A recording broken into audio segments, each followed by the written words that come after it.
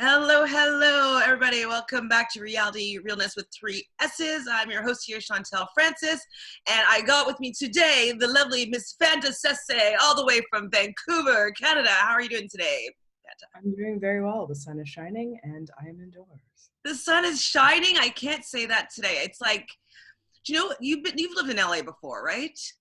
I haven't lived there, but I've spent quite a bit of time there. Do you know how in the morning in LA it's always kind of overcasted, and then like at 11 like the sun breaks through and then it's a gorgeous day? It's kind of like that, but then the sun never breaks through today. Like it's just like not gray, but like white gray. Okay. So it's just always on the precipice of a nice day. Yeah, like it just looks like there's like a sun really far away that wants to come through, but it ain't happening. But it is a sunny day because we have the challenge to talk about. The challenge, what episode are we on? Episode 5? Something like that. It seems like a 5. I didn't write it down. Like a 5. Soft 6, maybe. We'll say 5 or 6. Well, how many people have left? So left was Jen, then Asaf, then Jen, then CT. Then Ashley, and then today, Jay. Now, do you think it was worth it for them to do the stupid cliffhanger to make me actually completely livid with the show and make me want to be sending like mail to their producers and their medical team saying that like what they're doing is completely like inappropriate? And then for it just to be completely deflated, and not that I don't think that his hit was as hard as it was, but it just seemed as though the big deal of it really, really deflated, in my opinion. How did you feel about it? Oh, for sure. Yeah, I was like, I mean, I guess like that's what they wanted for everyone to have like that speculation and that dialogue before this episode, but yeah, I was just kind of like, it just didn't really do it for me. No, and so you see him on the ground, and you know everybody's like covering their eyes and looking away, and like, oh my god, it was uncomfortable to watch as a viewer, and it was uncomfortable to watch the people watching it happen. So both of that was uncomfortable, and then seeing Rogan bouncing around, being like, I got more where that came from. I'm just like, okay, get out of here. And then like, what I think was crazy though was that when Jay gets up and he's talking to the medical team and they're telling him to take some time if he wanted to and sit down and get some water, he wants to go in. Then when he gets like after that round is done, it seems as though he had to get the rules explained to him a couple of times because he didn't understand the rules. So like it seems that when he got knocked out that he lost time and that he didn't even remember being knocked out. Like I think he thought he just started the round. Oh yeah. As soon as that happened, I was like concussed. I've seen that happen in real life a lot of times before, like playing sports and that sort of thing. And yeah, I've seen people get concussed. And as soon as that happened, I was like, oh, he's really concussed right now. Which yeah, I mean, it's unfortunate because you definitely can't continue to play. Like I think you only get like a certain amount of concussions in your life before it really causes damage, you know, football, CTE, blah blah blah, that stuff. But that really made me sad.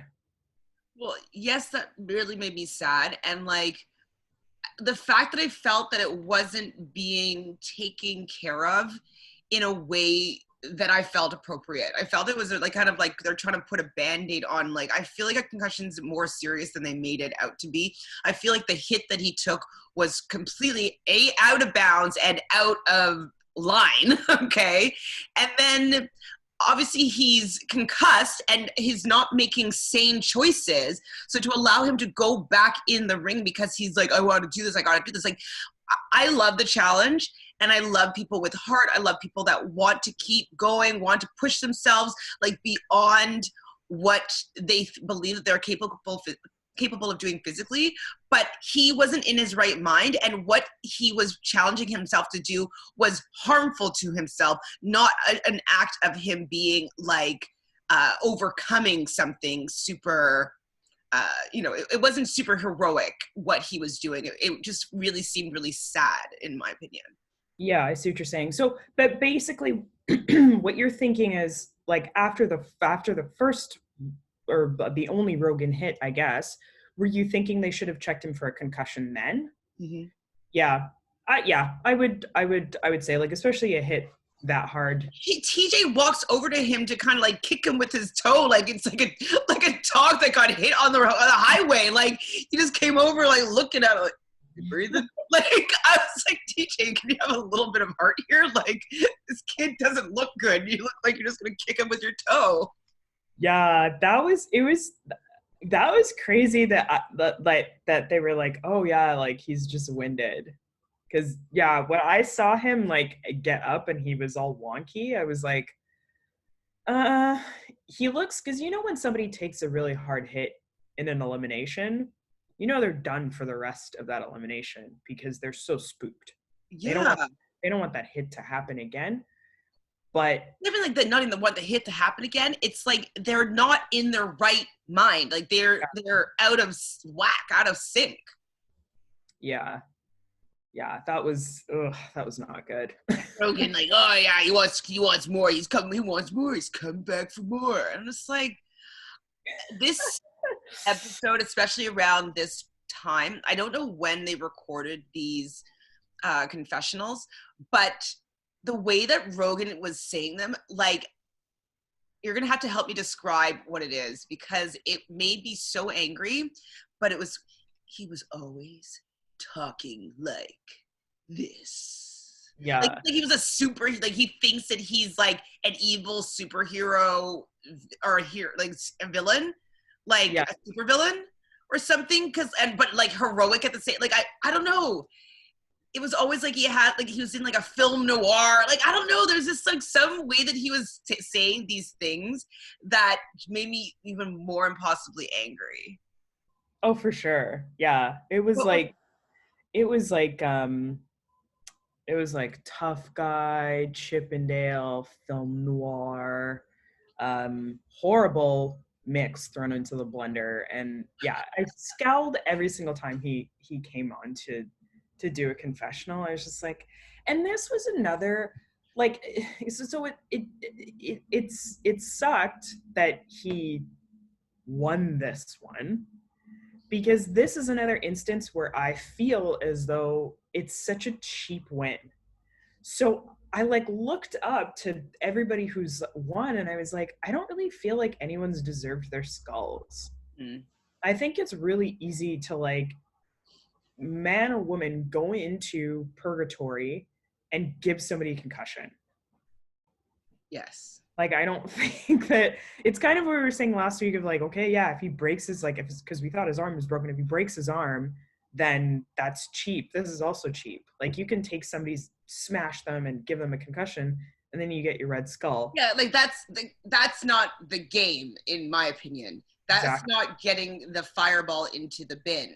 That's hurting someone so they can't play. Yeah. Different game in That, my book. Different that, different game. yeah, that No. didn't add up. And I mean, yeah, a lot of people had been saying too, like, oh, that's a challenge. Um, sorry. A lot of people have been saying, you know, oh, that's a challenge. Uh, and if it had been anybody else, like if it had been Jordan, if it had been like Bananas or whatever, people wouldn't be up in arms. But I personally believe that if it had been any of those guys, Rogan wouldn't have dared to hit them like that. He Because wouldn't have he had dared. size. Like they do a lot of competitions where they do like weighted things to make it even and fair. Well, in that kind of situation, like there shouldn't be matchups where there's like 100 pounds difference in body weight in a headbanger. Like I don't think that just because you got lucky enough to get a headbanger and you're twice the size of somebody, that should be like, I get to go in, I get to choose to go in. Like, there should be like, okay, they can only be a certain percentage bigger than you or different variation in body weight in order to do a headbanger, to make it fair playing ground on people's physical capabilities.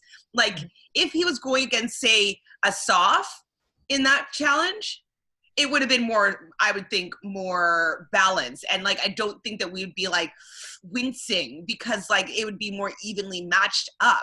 Like, if you saw an adult hurting a child, you'd be like, that's not a fair matchup for them to be fighting. Like, you can't do that. And so I would hope that the challenge would take this into consideration, because I didn't find that to be good TV. I didn't find it to be challenge worthy. I didn't find Rogan to be someone worthy of potentially getting $1 million. I didn't find Rogan to be the hero and to be like, I saved my princess D and avenged my hero CT. Like, none of that happened. So why are we giving praise to this whole situation? So, okay, so this is interesting. So I disagree and agree with what you've said. I disagree in the size matchups, because I think that, and TJ's even said as much, I think that with different size matchups, there's still a way that smaller people can beat bigger people. Fair. However, this is such a different situation because Rogan really went in there with maliciousness. Mm-hmm. And I think if it had been CT versus Jay, I think maybe I said this last week, if CT versus Jay in this same challenge, CT wouldn't have done that. Like, CT wouldn't have done that. Bigger guys just wouldn't have done that. So maybe I think that I'm more so saying meathead losers that use their strength as a way to intimidate and hurt and harm, as opposed to using it strategically to win the challenge. Maybe. Exactly. Meaning. Exactly. And there's like, if you want to be like a showman and really do something to like show how tough you are, like, yeah, pick him up, like make him a backpack, but don't slam him against the ground and give him a concussion. Exactly. Like, I think he wanted it to be epic, like the banana backpack thing. And like, the difference is that Johnny had a chance. Like, he was still trying, and it's like his legs flailing, and like, CJ is just like, powering through it. Like, that was why it was so epic. It was because there was still a fight happening. Like, just slamming someone into the ground and breaking their body there's no push and pull. There's no tension. There's no like, oh, he's trying so hard and he's just unmatched. Like, it's just not the same dynamic. And so I don't know. It's such poor taste. It showed me, well, I already knew that I despised him as a human being, but this made it very clear to me as to why, because he's just a terrible human being. And I really wish that he wasn't part of this cast, and now the seemingly like the new phase of the challenge. It seems like he's like a staple. I hope not. I hope we don't get more cavemen Chippendale. Yeah, I think when you said Chippendale, I'm like, you know what? That's it, because he's acting all macho, but then he's also trying to be sexy at the same time, and I think it's revolting. And that's what it is. It's like, completely revolting. Like, the ladies are just like wanting to jump on it, and you're just like, bleh. But the saving grace is like that they don't. Like, no, there's no girl except for D that's like, oh, Rogan. That's what I was thinking. Because like, even when D was up there, she was like this, like holding her face, like, oh my God, like she has to have some sort of heart in her. Like, she made out with Jay. She thought he was cute. They flirt around like a little bit. I know she was trying to make Rogan jealous, but like, they still was having some interactions. You know what I mean? And then she seemed to be caring about Jay. Like, how I would not be able to speak to my partner. I would be so angry with them. And I would probably break up with them if they showed that kind of act of like poor sportsmanship and terrible character. Oh, for sure. But and they just walked out arm in arm, like. Yeah, for sure. But like, you can't use sportsmanship and D and or Rogan in the same sentence this season. It's I mean, just yeah, I guess choices in general, no. they're low on the good choice levels. It's Yeah, the fact that the producers though had to like talk to Jay like about not understanding the rules of the game, I was like, I felt really sad for him. I felt it that I didn't like. I wanted it to be over. When it was finally over, Jay leaves. I like that CJ. I'm calling him CJ. TJ was saying that, you know, I know that we're going to see you here again. So, like, I feel good that TJ was supporting Jay. I felt really annoyed that TJ was like, Rogan, look at that. Came down here, got it done. Like, what took you so long? And I was like, what? You're praising him for that? You're praising him for that. Like, you're praising. I thought he should have been like, hey, man, you got your red skull, but like maybe next time have a little bit more like sportsmanship. Like cool it on the head slams or something like that. Something. Yeah, I wasn't down for that either. And when he was like, "You're the only guy qualified to run a final," and like the look on Rogan's face, I was like, ugh, just gagged. I hated it. I hated that so much. Oh, and then Rogan's like, I almost feel sorry for Jay, but I don't, or something like that. I'm like, I hated little like taglines too. Like I feel like there's just such a like push to have these like like taglines, and they're so annoying. I can't stand them. Like he's not. It's just you're not witty, and you're not funny, and you're not interesting like any of the other guys are, with a few exceptions. But oh god, we'll get to some exceptions today. Yeah, we're gonna get some serious exceptions. But he just really like pushes to make those like epic lines, and yeah, he sucks. He's not smart enough. Like he's smart enough to know what he needs to do to stay relevant on the show, but his way of doing it is really, really lowbrow. Yeah. So after they go in arm and congratulating Rogan, I was pissed, obviously. Then I was even more pissed that Johnny Bananas was kind of describing the whole thing to Rogan, and you could see him like getting a hard on, basically, like about them talking about like how like that Jay was gurgling, and he's just like, yeah, there was more of that where that came from. Like, oh yeah, I was just like, yeah, I hated them pumping. Like I hated them pumping his tires up, because I was like, that wasn't a win, and now you're making him even more arrogant than he is. And then Kyle chimes in and he's like, yeah, Jay was arrogant. And I was like, pardon me? You're telling Rogan that Jay was arrogant? And you should, like, all of you guys are arrogant. Like, Jay was confident. There's a difference. And Jay, for those two times, like, he was confident and he came back out. And he was confident in this round, but he was also playing with somebody that doesn't know how to play by the rules. And he got away with it. Yeah. I was like, why are you guys all shitting on Jay right now? I think like, they're shitting on him.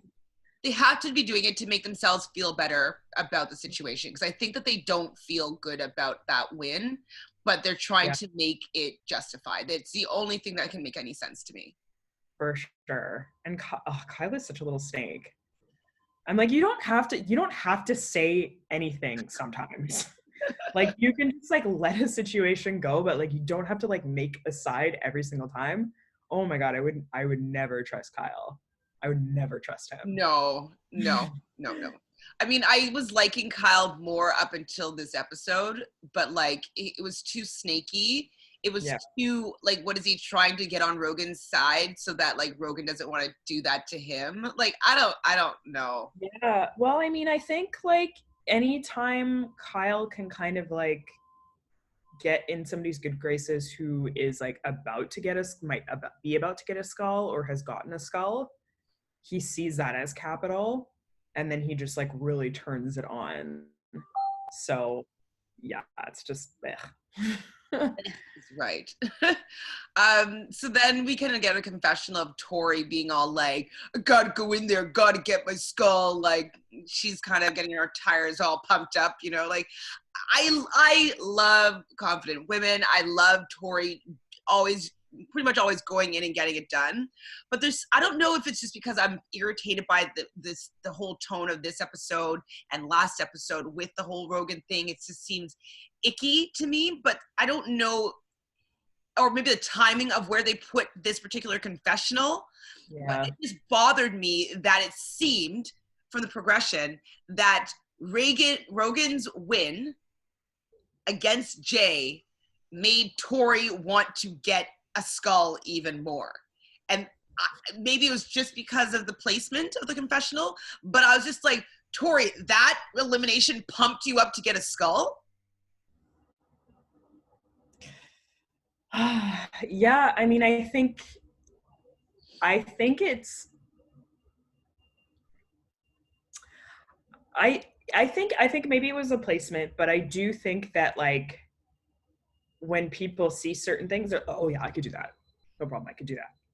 And then they get really like pumped to do it. But like I've been saying, you have all these opportunities to go. So I don't understand, like, everyone is just really being all talk, but go. Why don't you, I don't, I guess, I mean, I don't know, but I don't understand why, like, Tori wouldn't be like, okay, vote me in. Vote me in.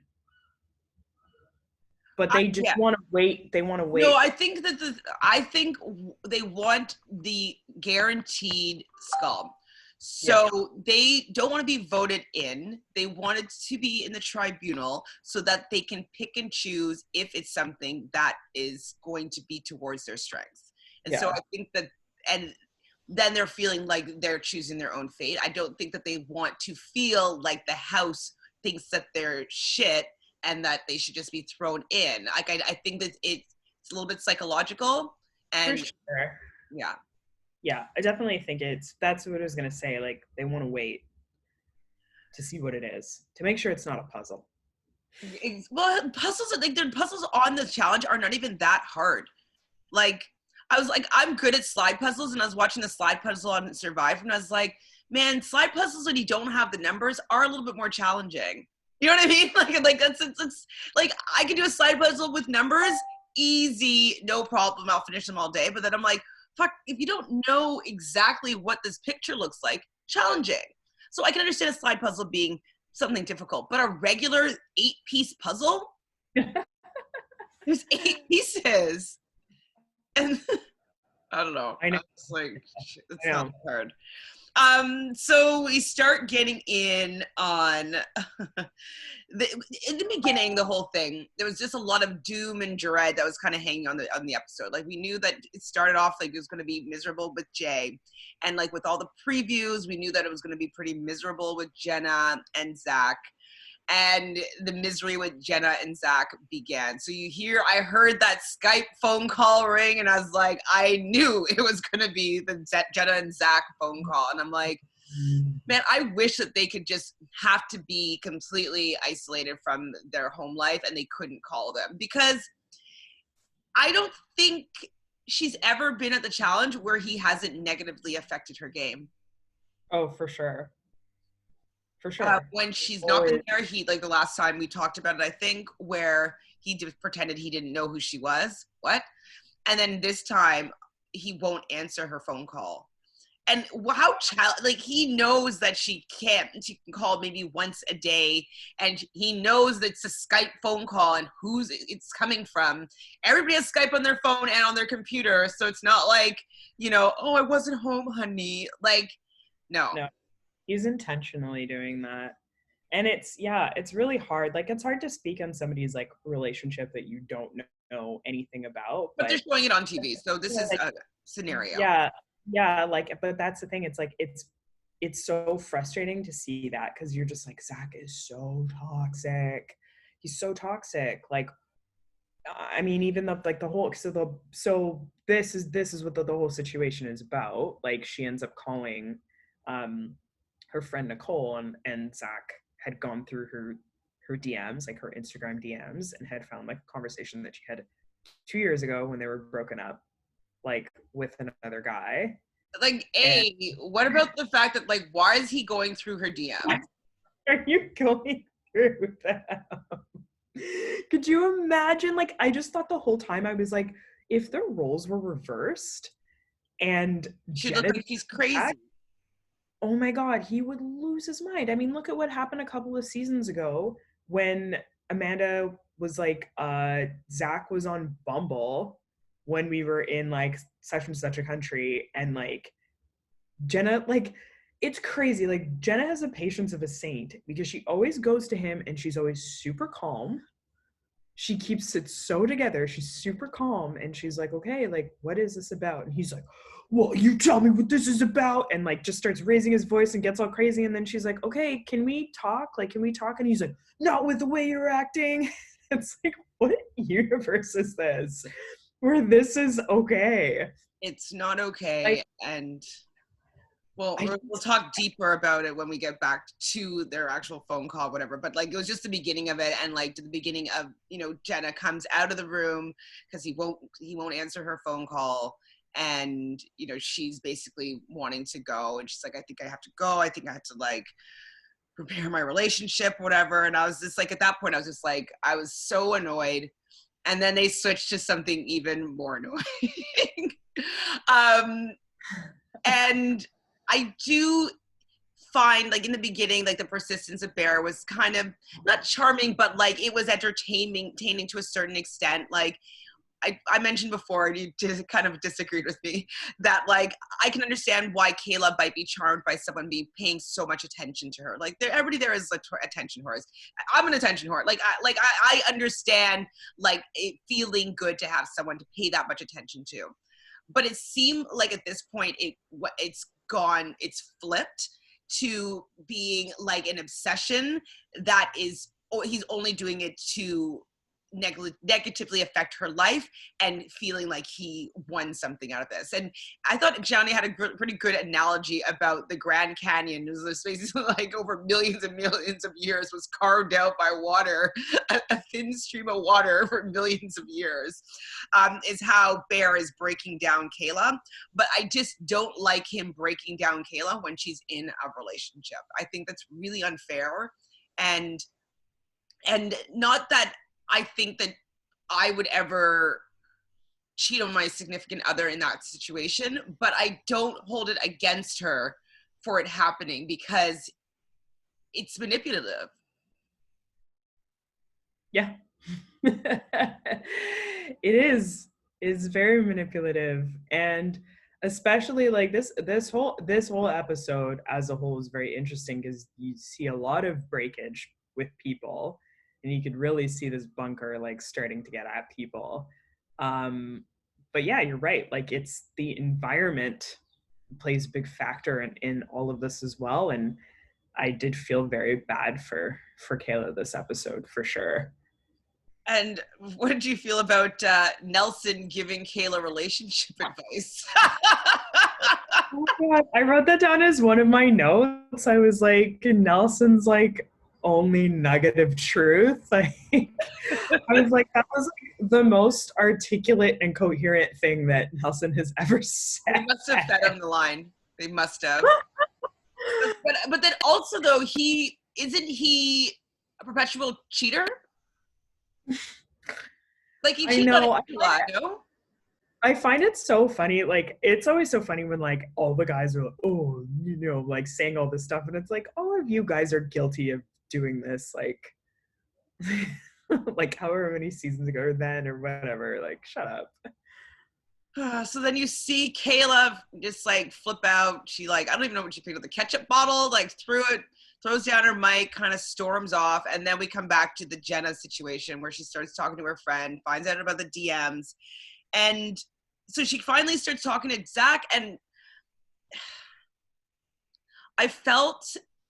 I agree with you not to be commenting on someone's relationship, but I'm not thinking of this as two people. I'm thinking of this as if I was watching a television show, a dramatic series, and this is the relationship dynamic that I'm seeing on the screen and how I am interpreting it. So by no means, I'm not saying that this is how it is, but like it felt to me as though she was an abused woman that is been groomed by this man to take his bullshit. Like, she is so afraid of losing him that she is allowing him to abuse her and psychologically manipulate her into thinking that it's her fault for the fact that he went through her DMs and found something that he decided is unfavorable because he wants to use it to see if he can get her to come back to fucking Michigan so he can feel as though he has complete control of her. And I thought it was so manipulative, and I thought it was so distasteful. And I was going through like waves, ups and downs of like liking Zach a little bit more and disliking him a little bit less. And okay, he's not, maybe I forgot that he's a horrible human being, but then this reminded me of why I never liked Zach. Like, 'cause I remember when he was with was it Janae? Janae, yeah. And like, he was just so, he's always been really. Forget, anytime you think you like Zach, never forget about swamp donkeys. Never forget when he called women swamp donkeys. I remember that term, but I don't even understand what that means. He was in the like room with a bunch of guys, and he was talking about how all of the female, because I think he was with John A for like, it was like Battle of the Exes 2 or something like that, or maybe it was after, but he was like talking about how women are inferior, and he was like, especially like these women in this challenge are disgusting, and he called them swamp donkeys. So I agree, like over the years since like Real World, since I hated him, and then it's just kind of gone up and down, but like it's frustrating like when you see this and you're like, oh yes, this is who he is at his very core. And I think, I think about his last season that he did, because now they're alternating seasons. His last season that he did, if Jenna ever did that and was like, you have to come, he'd be like, screw you, like I'm staying here, I'm gonna win money, I'm not coming home. But the fact that he's done that, and like I just like think about the logistics of like going into my partner's phone or like whatever and scrolling back 2 years, like you're digging for something, buddy. Like that's psychotic. You think he cheated on her and he was just feeling guilty and trying to deflect? Yeah, I think so. My first thing is that he cheated and not necessarily like it may not necessarily have been recently, but I think he's definitely cheated before in the past. Oh yeah. And like he's just like, anytime Jenna's like, hey, like I just want to get a little bit more information about that, and he just like blows up. Like, why would you, I don't understand that. Like, why wouldn't you even let her like explain? And like he could probably see when the dates were, but he knows that if he like blows up enough, she will come home and then they can sort it out. Like it's just all manipulative, all like predator, like taking this like little sweet angel and like corrupting her to like come home, and so he can just like be an asshole to her, and then she can take it, and then she just does her best to make it up to him so he loves her again. For sure. Ugh. Yeah. It's bad. It's bad. It's horrible. And yeah.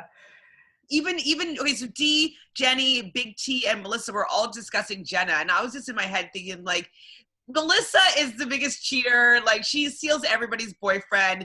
Dee, I can't take any of your relationship advice seriously. I don't know much about Jenny or Big T, but I just was like, it bothered me that they were discussing it because they don't know the challenge at all. So they've never seen multiple episodes, most likely. Maybe Jenny has, and she does like a little more homework than anybody else that was there. But actually, Big T has been doing a little bit of homework, I'd say. But like, they don't know the history. They don't know the history of her. They've never met her before other than this season, I think.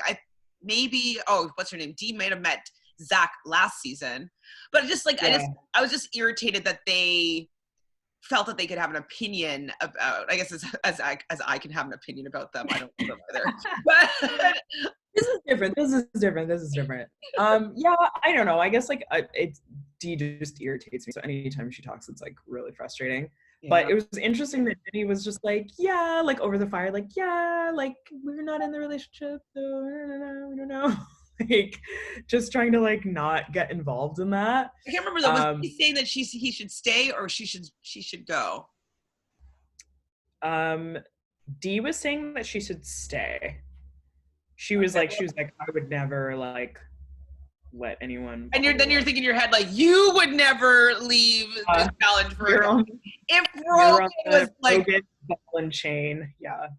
she would leave in a second. She's like, I gotta do it for my man. Like, I love him. Like, I just like, if this is like gonna break us up, like, I don't want that to happen. So I'm gonna go back, go and leave Rogan. Yeah, she would leave. Boom, boom. If he was gonna put on a ring, gone. Absolutely. Like, second.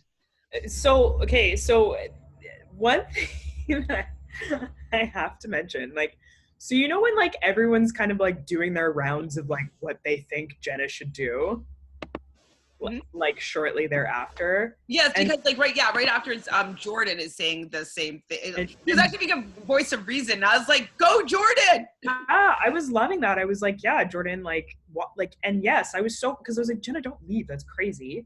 But it was so funny how like Tori was like, oh, like, you know, you gotta like make a decision that's like right for you. Like if Jordan was at home and blah blah blah, like all this stuff, and then like in her confessional, she's just like, oh yeah, like trying to get her like checked out, which I do appreciate that in the game. That didn't bother me at all.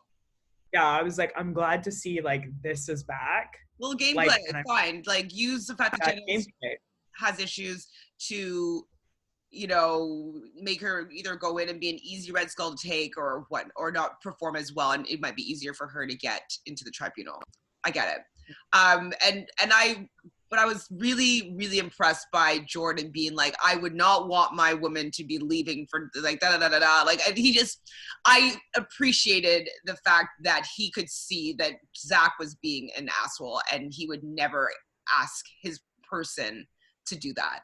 Like, they all know how big of like, so somebody said it, I don't know, was it Nani? But like how big of an opportunity it is. Maybe it was Tori. And that like there's so many people that would kill, I think it was Nani, to be in their position to come and play this game.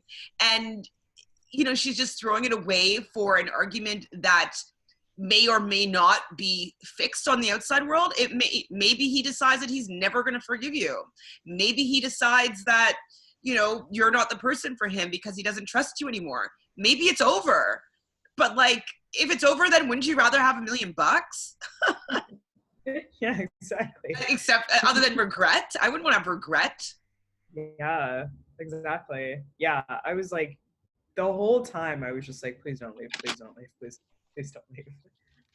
I was doing a couple of crosses because I was like, oh my God, this is the implosion of the Holy Trinity, this episode. By the Christian man, Zach. Yeah, I was like, girls, keep it together. So, oh boy. So the pot stir and the manipulator, Wes being the manipulator and Johnny Bananas being the pot stir, decided to call himself the Fab Two and making a love nest for Kayla and Bear. Now, I didn't mind the love nest. I did mind them taking the pictures of her boyfriend. I thought that was just a little bit too far. Like the love nest, like she doesn't have to like sit in there. She doesn't have to, she could be like, you guys are an asshole, fuck off, whatever.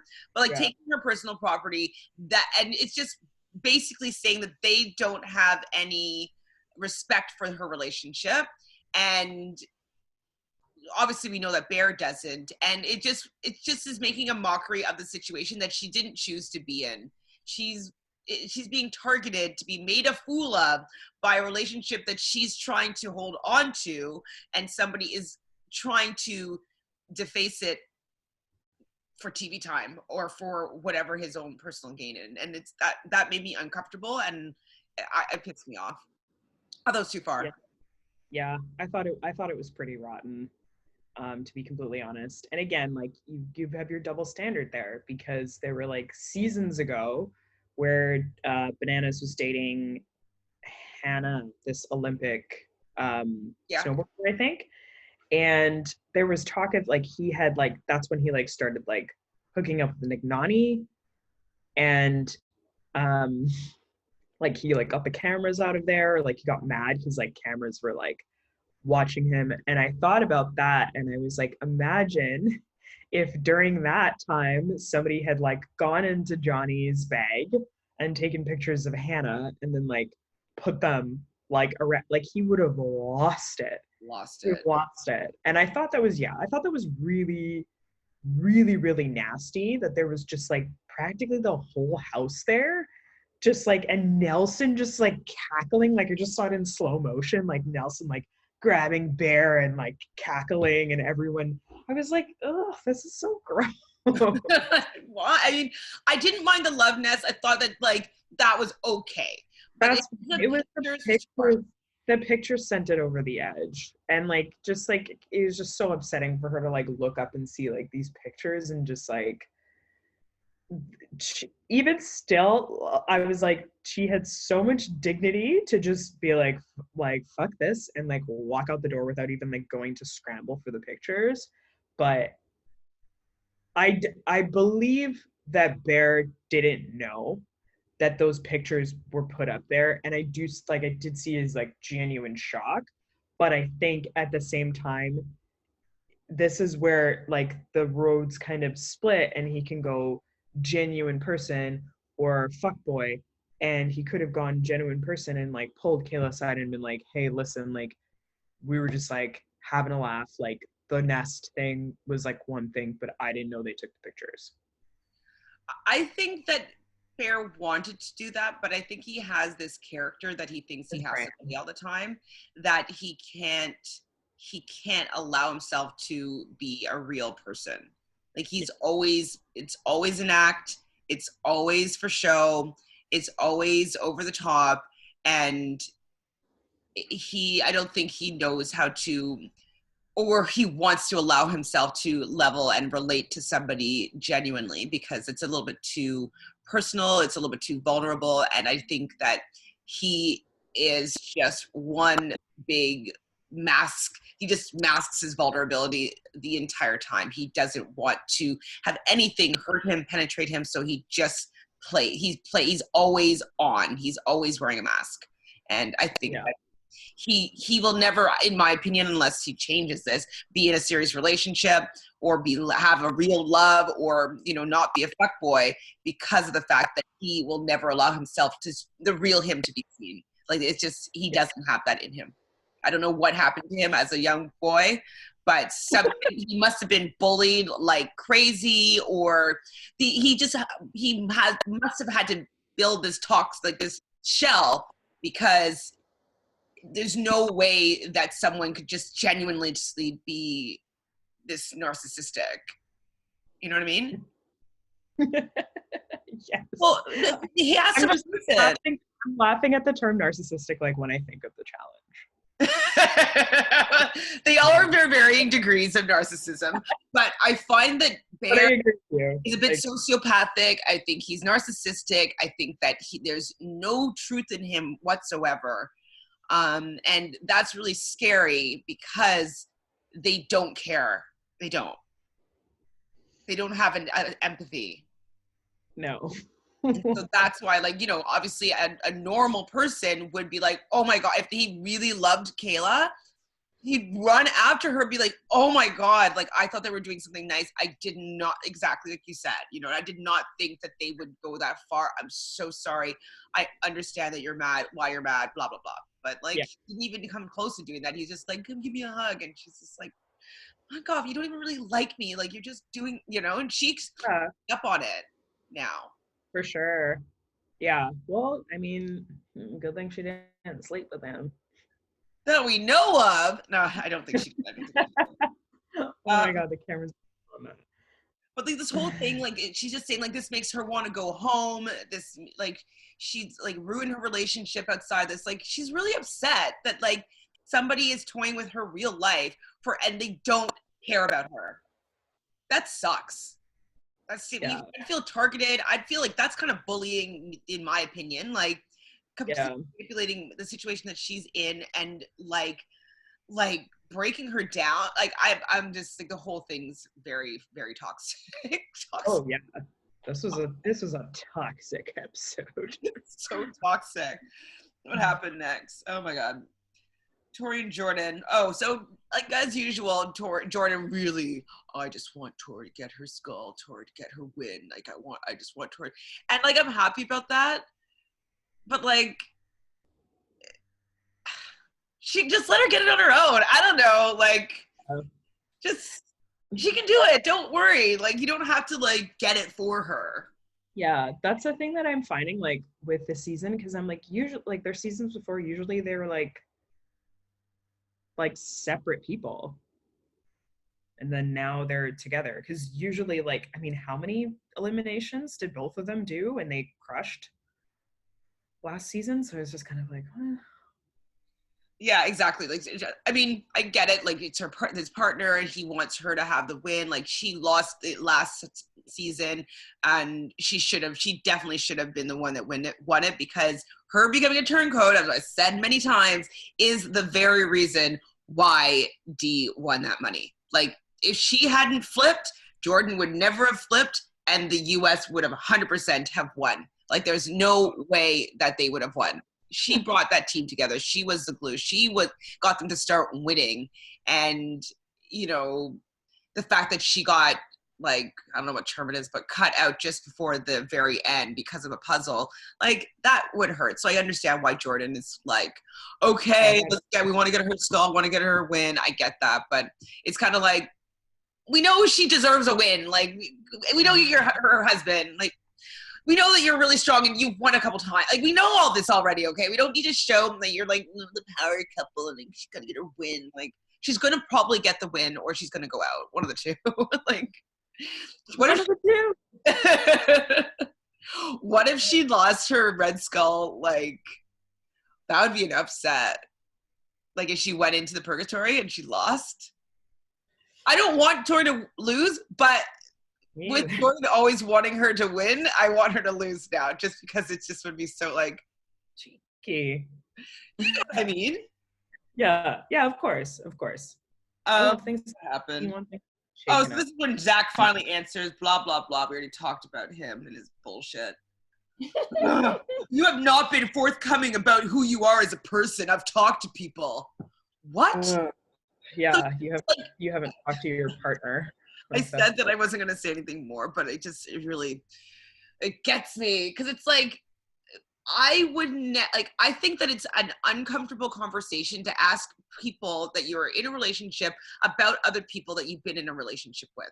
I think that it's like, it just should be, maybe discuss the lessons that you've learned, maybe things that happened that, you know, that you didn't enjoy or whatever, but like, you don't want to be talking about like, yeah, like he used to call me every night and like blah blah blah, we used to do this and this is how I liked it with it. Like, I don't, like, you don't want to get personal because it's hurts the other person. Like, what you don't want to I wouldn't want to share it that much unless it was pertinent to our relationship.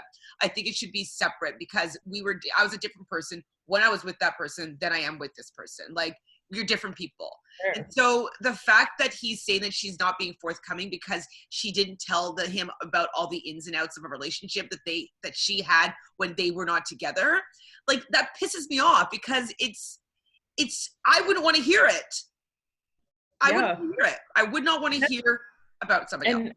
And with Zach, you're damned if you do and you're damned if you don't. Yeah. Like, if Jenna was forthcoming as he says, and gave all that information, he'd be like, why the fuck are you telling me this, and all of that stuff. So she really can't win. No, she can't win with him. She can't. It's not possible. I feel bad. Like, she needs somebody else, but I think she's gonna marry him, you know, and it's gonna be toxic the whole ride. And then even at the end, like, it's just so manipulative, is that Jenna's like, I love you, and he just, like, wouldn't say it back. Like, if you found out something terrible about your partner and you want to talk about it still with them, you'd still say, I'm really mad, but of course I love you. You know what I mean? Yeah. And she called him out on it and was like, really? And then he was like, yeah, it's that bad. And then hangs up on her. I was just like, you are a man baby.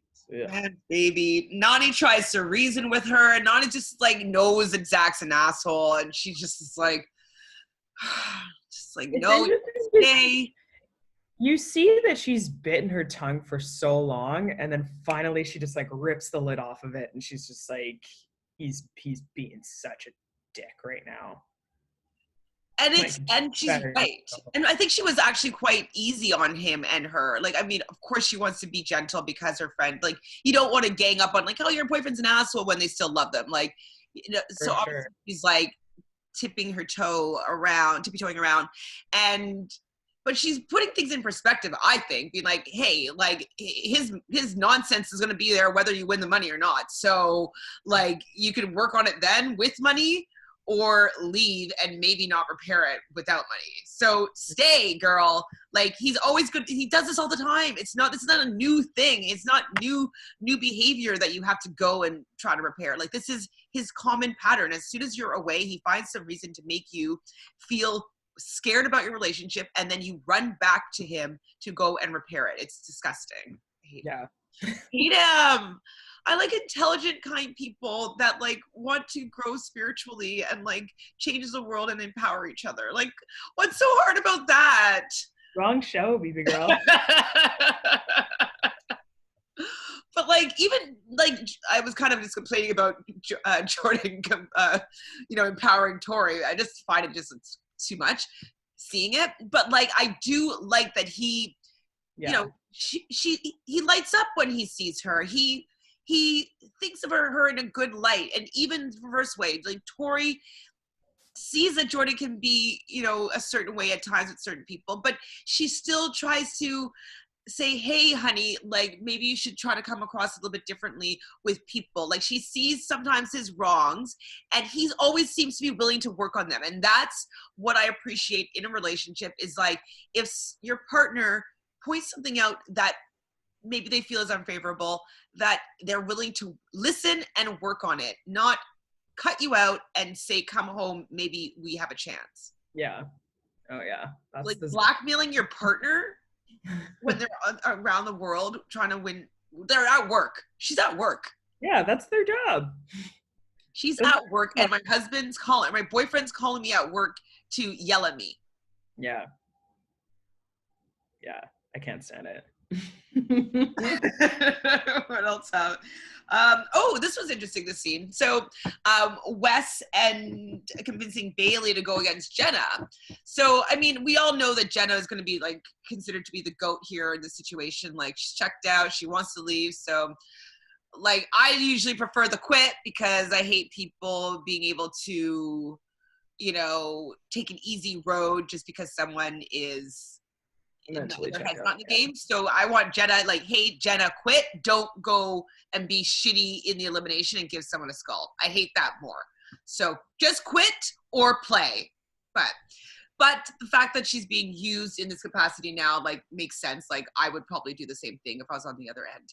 And so the fact I wrote it down, but then they talked about it in the episode that Wes, Bailey, and Swaggy C are all like very good friends outside of the game.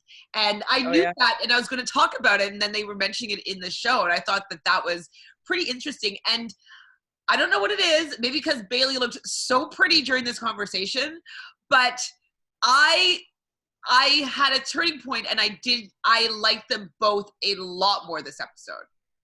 Even when in the challenge, when she was upset, I wasn't bothered by her. Oh, interesting. Because I liked them more, but then with the way that, like, I haven't fluctuated, my opinion of Swaggy hasn't fluctuated a little bit when, like, humble brag, he's 6'4". Oh, I wrote that down, humble brag.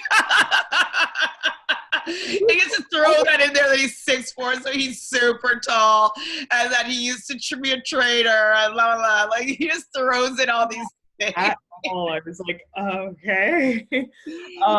But my opinion of Swaggy has not fluctuated, but mine was a little bit lowered with how Bailey was acting in this challenge. Yeah. Wait, you like her a little bit more, or no, less? Less. I liked their alliance. I was like, okay, that's cool. I like that. And then like after the challenge, I was like, ugh, I was like kind of Well, annoyed. see, maybe because I went up so much with this conversation, because like I like people not scheming, strategizing. I like those kind of conversations. I don't like yelling matches. I like at all. Like I like people talking about game. I'm a gamer. I like game. And so maybe that I saw that they were more of a gamer than I gave them any credit for. Maybe that's why they moved up in my book. So when she had a bit of her episode at the end, it wasn't as annoying to me because I felt that they were more strategic than just coming in with a lot of bark. Maybe. Not sure. We'll see what happens. We'll talk it through when we get to that point because the challenge is coming up. But so we get to whatever the challenge is, Fast and Furious, and TJ has heard some news about stuff going on in the bunker. What do you think that is? Quitters. Quit! I hate quitters. Quit! Like, Jenna, just quit then. Just yeah, quit. I'm glad it worked out the way that it did. True. But like I wanted Jenna to stay because I even wrote down, yay, Jenna wants to stay. But I just don't know how much I want this like teeter-totter of like, stay, go, Zach's back, I leave, I'm sad, no stay. Like I don't really like that push and pull that much because I don't like choose one or the other. I want you to stay, but if you really want to go. I don't care like about this back. I agree. Yeah, I agree. I don't want to hear about Zach anymore. No more. Like this, I'm done with Zach. I think she should just cut it out.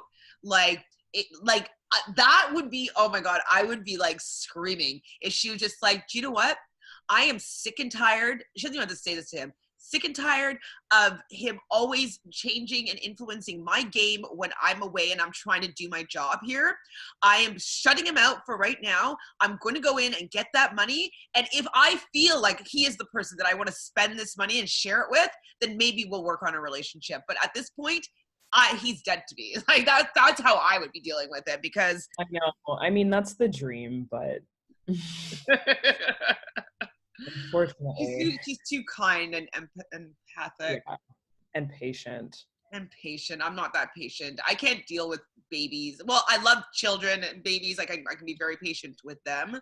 I can't be impatient with people that have no self-awareness and are toxic. Like just work on yourself. You're in your 30s now. Like you could work on yourself a little bit. Like you could know that what you're doing is not good human being stuff.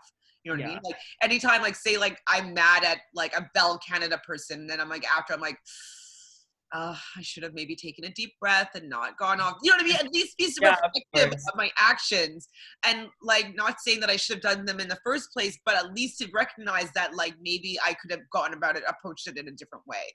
Some self-reflection, some like holding some sort of I don't know, just being a better person and knowing that when you're being shitty, like it's okay to be shitty sometimes as long as you're working on it. I don't know. Okay, so yeah, I'm 6'4" swaggy.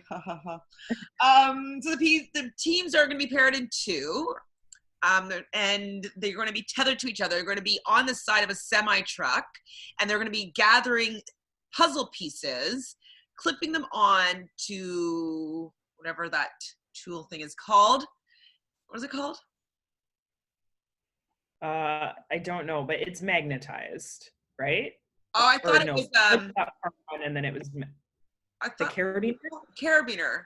I thought it was on a carabiner. Whichever it is, it must be on a carabiner because why'd you react like that? Just laughing. Well, it must be on a carabiner because like they keep on clipping things on, right? And like it would be too easy for pieces to fall off with them moving around if it wasn't secured. So I'm sure that they had to like fasten it onto like a loop.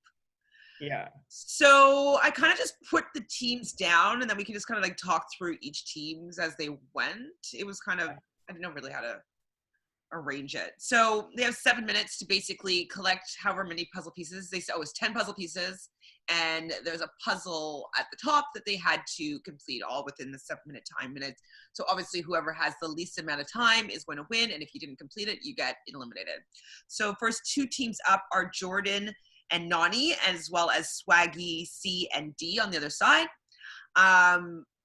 So Swaggy C's strategy was to have her do one side, was that him? And then they would do reverse it and he'd do the other side instead of like working laterally and then kind of going up and down probably at the same time. Anyways, they tried something, it didn't work. But Jordan and Nani seem to like be really working well together. I think because like Nani's like thin and kind of spidery, but she's also muscular. So that's probably why it worked, I guess. Yeah. And because their body weights were not similar, but like similar enough. I don't know. Like, why do you think they work so well together? I mean, they jive well together, and yeah, they're both like light enough and like agile as well to make that work, and they jive well together. Yeah. I think there was a pretty big mental component of this challenge as well, to be like, okay, we're going in, we got to do this, we got to be equal, be focused, and they crushed it. Yep. So they got to the top. They had about 2 minutes remaining. I don't know exactly how many how much time that they had remaining on the clock, but they did manage to complete it. So they set the bar pretty high, I would say. And I thought that everybody was going to be able to complete it after that. I was like, oh man, like they showed everybody how it's done. They made it look easy. Like Swaggy C and D, they did a pretty good job. They just weren't fast enough. But like people could learn like, okay, don't do that. And like, I just thought that everybody was going to be able to complete it, but not the case. So next up is Kyle. Well, I didn't really expect them to do well. Kyle and Big T, as well as Josh and Tori. Obviously, Tori's always one to be like, I'm the best, I'm super great. And so is Josh. And like, just from the get-go, he's such an oaf. It's like, loses a puzzle piece in the beginning. Like,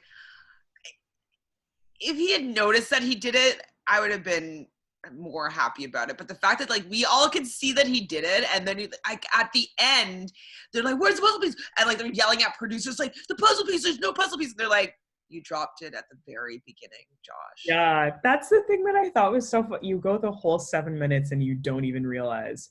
But that's the thing, like the mental focus was like not there for Josh at all. And I really felt bad for Tori, like, because they made it up there. Exactly. But I think like, too, it's just gonna be how I am with puzzles and stuff like that. But like, I would have looked and seen where all the puzzle pieces were, so I would know where they were. So if I'm like, oh, where's the puzzle piece that's supposed to be right here, I would at least have noticed that it was gone, right? Yeah, that was just crazy how long that went. I was just really like kind of scratching my head with that, and I was just like, ugh, Josh. Like, I would notice that it was gone. I feel like I would hear that it fell. Yeah, you would hear it like just like clank on the ground. Also, I mean, this is how my brain works, but I always have a running total of counts. So I would be like 1, 2, 3. Like if I only have 4. They have like 4 or 5 give or take per side, right? Josh sucks. I second that notion. He just ripped the Band-Aid off. He sucks. Yeah. I mean, I don't need to rip the Band-Aid off. We know that. He talks a big game, and it's tired. I mean, I can never see him on the challenge again. I don't care. I'm over it. I'm over it. Yeah. Next. Oh, I need to tell you something. Okay, so I was doing another podcast for this Big Brother cheesecake that I participated in last season. And so one of the guys that I'm podcasting with said, I think it was him, somebody said that Robin Cass wants to be having a producer or a casting credit for all the crossovers that are coming from Big Brother onto the challenge. She feels that she should be getting some sort of recognition for the fact that it was her casting choices that are now being taken. God, that's so stupid. That's so stupid. Give her a royalty. Give her $1 for every time somebody mentions Big Brother. Well, I'm just thinking, like, isn't that what IMDb is for, and their resumes? Like, people know that they were on that. They don't have to be like, and thank you to Robin Cass for casting me on a show. Like, that's your resume. You don't need to announce that. Thanks to Robin Cass for casting all of these people on a different show. Like, MTV's never gonna bite that. No, I know. And I was like, when I heard that, I was like, miracle. Okay, you can be like, oh, I discovered like Marilyn Monroe or something like that. Like, I don't know what example to use, but like there are people that have been like, ooh, like people taking credit for discovering them. And so that's kind of what she wants to be doing, is like, I discovered these people. No, these people wanted to be on TV and they came to an open casting call and you put them on a show and they were not that likable on the show. Yeah. like I didn't enjoy either. I didn't enjoy Bailey. I didn't enjoy Swaggy. I was trying to, but I didn't. I did not enjoy Josh. I wanted I wanted Paul to not win, not him to win. Polly was awful. She owes us an apology. That she owes us an apology for unleashing Polly onto us. Polly, Natalie, oh my gosh.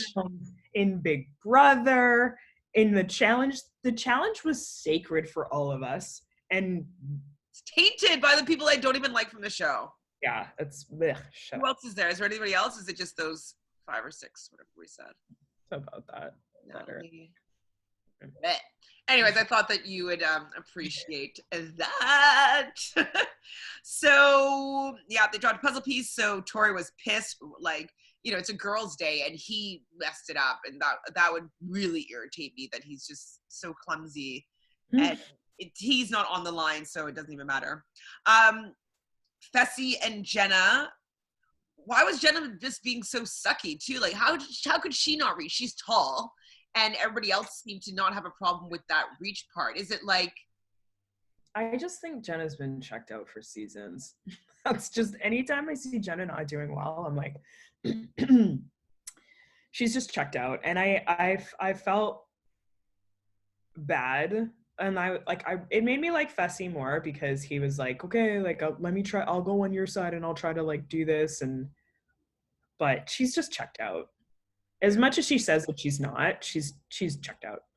I think she's, the last season that she was maybe like, I'm rewatching season 30 right now, Dirty 30. And like, she did pretty well, but I think like since then she's just been checked out. So. Well, it's that since then she's been in a relationship with Zach. On and off. What a coincidence. Well, like, yeah, she started doing well when she was still with her ex before they met. Like, they got to the final, even though they didn't finish it. And then the next season after that, I think she still did well. Because I think they were really good, and she hadn't learned that he was like a cheating bastard. And then it just was like downhill every season from then, seemingly. Yep. Interesting. So Corey and Maddie also went, and like, did they put the puzzle pieces in a different place? Because Maddie seems like she's tall as well. I forgot about them. Oh yeah, who? They competed in this one. Yeah, exactly. They couldn't reach the puzzle pieces, so they were also eliminated. Next up, your favorite, Nelson and Anissa combo against Rogan and Jenny. And poor Anissa, she's not that physically fit right now, especially, and she's not that agile. She's good at puzzles. She's good at strategy.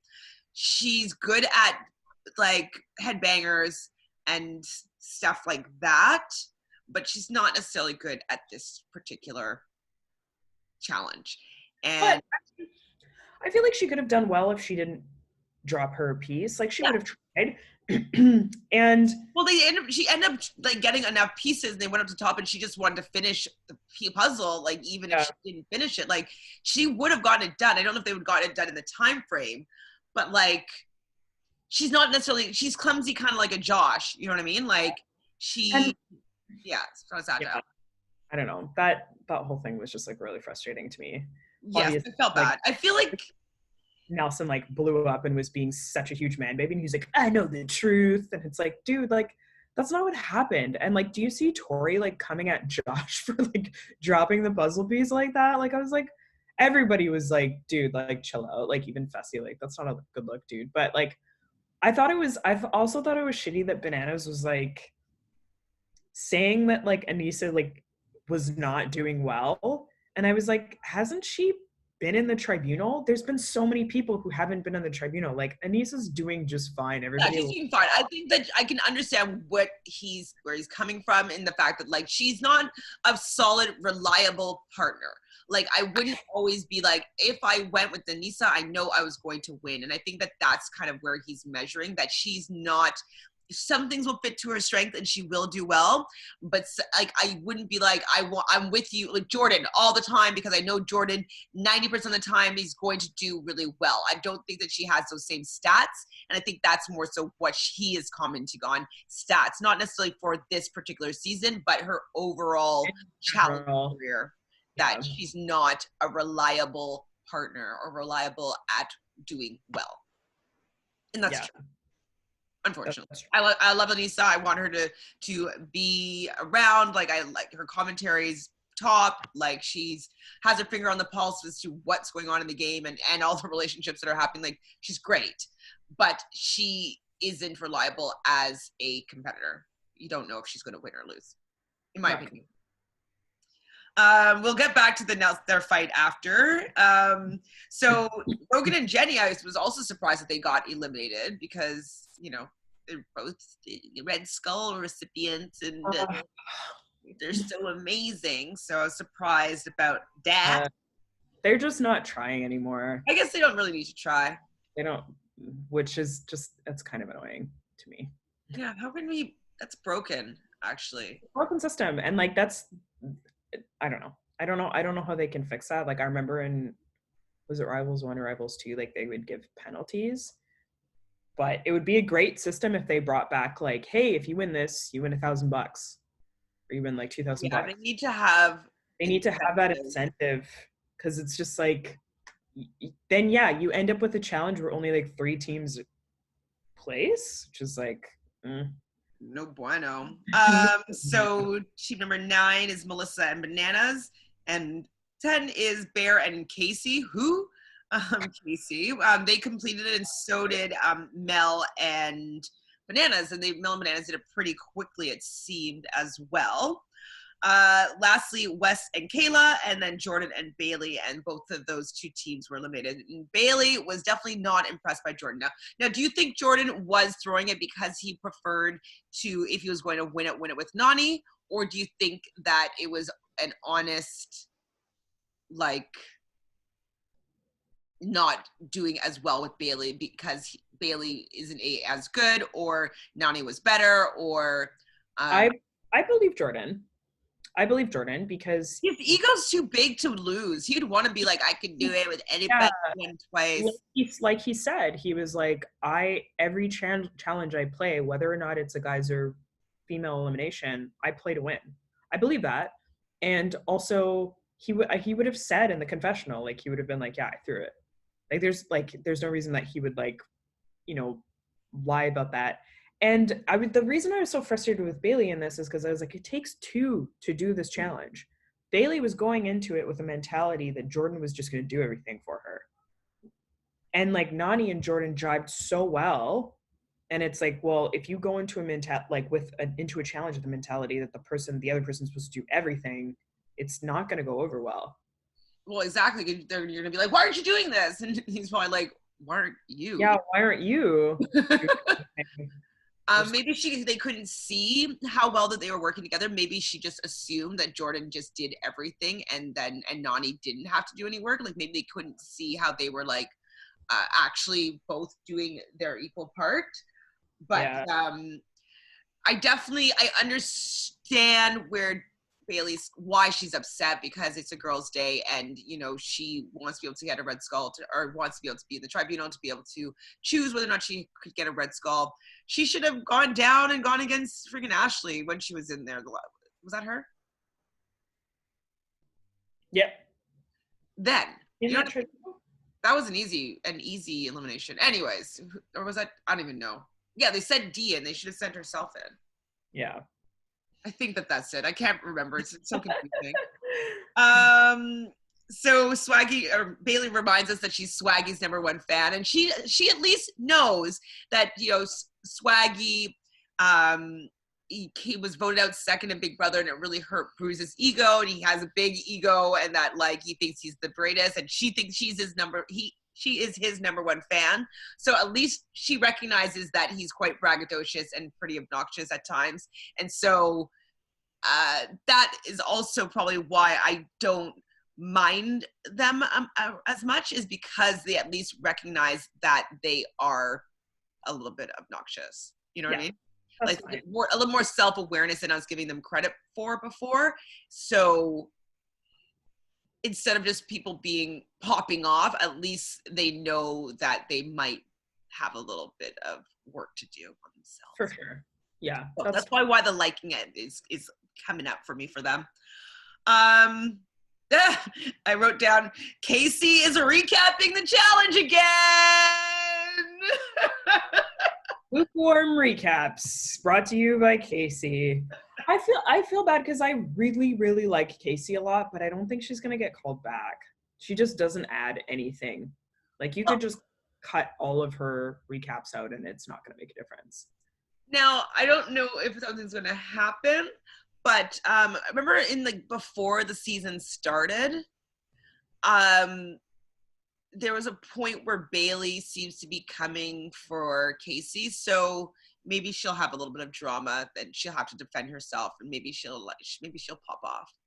I think also the fact that I know the challenge isn't just about hookups, but the fact that Casey's in a committed relationship and she doesn't seem as the type that would step out of that relationship. Casey's gay, right? Yes. Okay, but there's nothing for her in that house. Well, maybe Anissa. Oh yeah. Anissa's, fluid. Or fluid. And like Casey's the type of girl that like straight girls like. Like I think she's cute. I'd make out with Casey if I was like drinking tequila, you know? Oh my god. No, but I would. She's cute. Not saying that I wouldn't if I was sober, but like, you know, like you get kind of flirty when you're. Yeah, of course. Yeah. Casey is like beautiful BOI. That's like got quite a bit of capital. What does BOI stand for? That's a type. It's just like boy. Oh, like, yeah. Oh, I love boys. They're so cute. Then, like, what's her name? Ruby Rose. Yeah. She's cute. Well, she's beautiful. But also boy, which is, like, I think that's cute. I get you then. It's cute. They're cute. If you have a little bit of tequila. A little bit. I used to be the kissing bandit. I used to kiss everybody. What else do I got? Corey was the voice of reason about Nelson, which I was like, wow, tables. The table. I don't know if the tables have turned, but like something's changed. Maybe it's because he's a new dad. But yeah, like he shouldn't make Anissa feel bad. Maybe because they had relations in the past before, so he knows that she does try, and like she doesn't really have any quit in her. Like if she quit, she would make it very known that she was quitting. She'd be like, "Fuck this! Like I'm not doing this. Like this is dangerous." Like she would be very outright with like her quit if that were the case. Like for sure. I do not think that she on a girl's day would be relying on her social capital with the house to get her friend to be in the tribunal. Like, is she even that good friends with Nany? Just maybe that? Well, I think wasn't the fight like Nelson was like, you're friends with Jenna and you want Jenna like in because it would be easy. He was But saying Jenna. she'd want to be in the tribunal though, no matter what. Yeah, Nelson's an idiot. Yeah, that's the problem. We can't. Why are we rationalizing his actions when they make no sense to a It will bring us down to his level, and we don't want that. But yeah, he was being so rotten, and I felt so bad for Nisa because she's lost her like edge from like seasons and seasons ago to like pop off back, and she was just kind of like, what, like, I mean, I guess it's maturity, also known as maturity, but yeah, it sucked to watch Anissa like take that and Nelson just like go, but everybody was looking at Nelson like, you're being an idiot. Yes. And also, I noted down during the challenge, Wes and Kayla were working really well together, and Kayla was like really surprised by how supportive Wes was, and Wes was like, I may not have taken it too far with that little joke, and so he wanted to be supportive with Kayla as his partner in this challenge, and like, uh, Wes just he doesn't always know how to like his manipulation just still makes you come back and not hate him. You know what I mean? Like, I don't hate him. You hate him? I don't hate him. I know. It fluctuates often. I thought it was bad and poor taste, and like, remember, I was pretty irritated by that. But like now, like he won me back. I don't hate him anymore. I know. I never hate him. Me neither. Hate him. It might be because I feel like I know him quite well, and so we are expecting these antics from him. Like we've grown up with him for 20 years. Like that's a while to expect someone to be a certain way. And we've gone through the ups and downs with our likes and dislike of him for sure. Absolutely. I've hated him for a while at one point. Like, oh yeah, didn't like. So yeah, Bailey thinks that Jordan threw the challenge to let Nany go in against Jenna, blah, blah, blah. Bailey, when they're standing in the lineup, is crying. Like, I mean, I guess it would feel like an attack if, you know, your partner didn't didn't care about your life in the game. So that would suck. I'd probably cry. Probably. So there was a difference of 8 seconds between Jordan and Nany, Bananas, Melissa, and Baron Casey. Baron Casey. And it ended up being Jordan and Nany. The first two people to go are part of the tribunal, and then they get to add one more. Now, did you think that they were going to pick Nany? Like, did you think that Jenna? Do you think that Nany was going to pick Jenna? No, I didn't actually. I thought, because the way that like Nany was like, oh, and kind of like looked at Jordan, I thought it was going to be Tori. For sure. And even in Jordan's confessional, it seemed as though he was going to pick Tori. Yeah, I was kind of confused about that, but I don't know. Maybe it's to have Tori be chosen by the tribunal to go in. And I mean, it's probably just to keep Jenna safe so she can be like, okay, like, yeah, so people don't like throw her. They'll be like, "Oh yeah, she's checked out. Like throw her in or whatever." Yeah, she probably wants to give Jenna. Yeah, I think that Tori will be in the tribunal. I mean, be chosen by the tribunal. Yeah. Who else do you think they're going to choose? Talk to. Maybe D. Again. In the preview, did you notice the preview next week? There seems like Dee has a headbanger that she has to do, like one of those like through the corridor type thing. It seems like she's doing one of those. So I'm like, yes. So, like I was so stoked. I was like, yeah, you better send her back. Please. But yeah, that preview was crazy. I mean, okay, so obviously we finished the episode with nothing. They don't give us anything again. And I was like, no, why are they doing this? Is there a group of people that I don't know who they are that enjoys having these to be continues? Because what I like about this damn show, and it's an hour and a half, you can get it all in there. You can get it in there. Is that I like it having the same pattern. I like that. I like knowing. I was like, oh, I was like getting excited. I'm like, oh, I can't wait to see the credits. Yeah, I know. I paused it when they were like, I can't remember what they were like talking about something else, but I paused it and there was like only a couple minutes left, and I was like, no, don't do this again. This is so rude. Is this the new pattern? I can't take it. I hate it. And I don't know, like, I don't know if they're doing this because of quarantine and they're like trying to stretch it out because we're not going to be able to get, I don't know if it had already been like all edited. You can give me a 2-hour episode if you want and make it longer. Fine. If you want to stretch out my time in your commercials or whatever it is. But like literally the time you can stretch it out. But like I want it to be a full story. I want the beginning, the middle, and the end. I don't like seeing them walking off. Like there's no climax there. Like we know that, like, okay, so we just basically speculated it's going to be. Tori, hopefully Dee, and who else might want to go in there? Like Big T has been saying that she wants to go in. So maybe those three are going to be the tribunal. They're going to vote in. Who do they think is weak right now? Maybe Melissa or somebody that like is kind of inconsequential. They're gonna go against them, and they're gonna get either one of them's gonna get a red skull. It's not that climactic that you have to be like, to be continued. What's gonna happen next? Like it's not that kind of show. Yeah, and that's not what I like about it. It's not the suspense of the red skull. Yeah, I agree. It's very frustrating, and I hope like they like correct it next episode and they have like the elimination at the start and the elimination at the end. I hate the elimination at the start because I feel like it should be at the end. I'm always like, yeah, it's okay, the payoff. so now it just doesn't work for me. It's the payoff. The elimination at the end is the payoff. You get the drama, you get the Twisted Turtle Club in the beginning, the whatever, the challenge.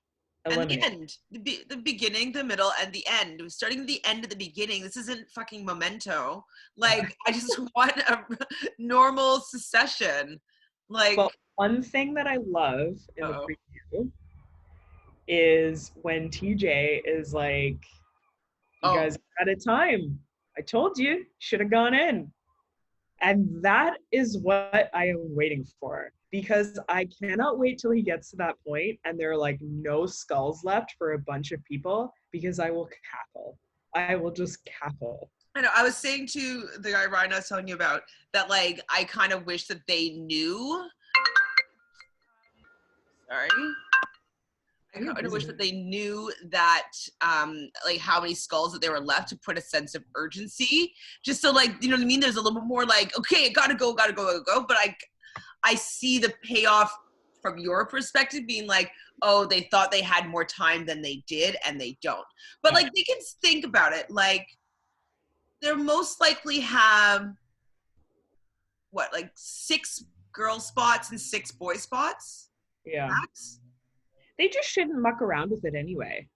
Like, he told them in the beginning, he was like, don't wait, get in there. And he keeps like, he's like saying it a bit more and more each time, and they're just like, nah. I think there's still like 2 months left before that red skull is gonna come, like before the finals. Like, think so? Wait, we're like what, 6 episodes in?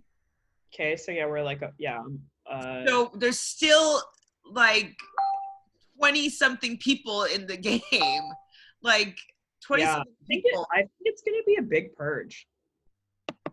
That's my speculation. I think it's gonna be a big old purge. I don't want a big purge. I think they're gonna, well, not TJ, but I think they're gonna purge like 6 people. Yeah.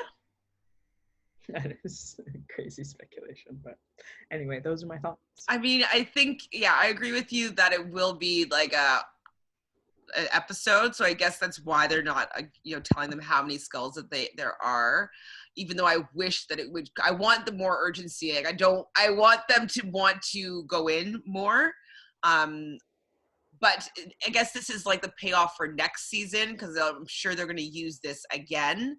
And next season, people are going to know that they need to go in right away, because they don't they're limited and we have no idea when they're going to end. So Yeah. this is just like grooming them for next season.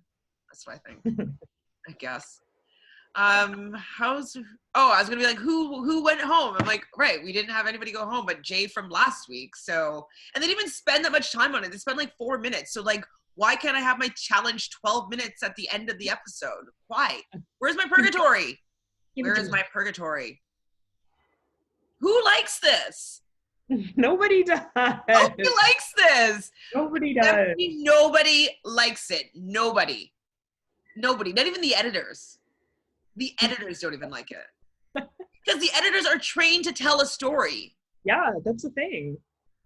And it goes against that. Nobody likes it. It's just like that one producer that's like, he needs to be fired. Do it this way. Producers are good at it. Make sure to tune in next week. People that watch the challenge aren't casual fans. They're not casual. They watch the show. If they start out as casual, they are quickly not casual. Exactly. They will watch it no matter what. So don't like mess around with making me irritated by the show. Yeah. Okay, that's all I've got. Do you have anything else to complain about? No. I think I got it all out. I think I purged. I mean, it was a decent episode. I would have enjoyed the episode better if it was a complete story, obviously, but it was still had a lot going on. I do hope that Jenna just stops talking about Zach and just focuses. And I want her to win and then be like, fuck you. Like never. Yes. All right, that's all I have. Well, thanks everybody for joining in with us, listening to our rants about all the players on the challenge season 35, Total Madness. Make sure you subscribe right down below, hit that like button, ring that bell so we can be in your inbox every week when we have a new video. You can find me at ShanFranFran or at Reality Realness with 3 S's, and you can find Miss Fanta Sesay at Fanta Sesay. There you go. Instagram. Say hello. We'll see you guys next week. Enjoy.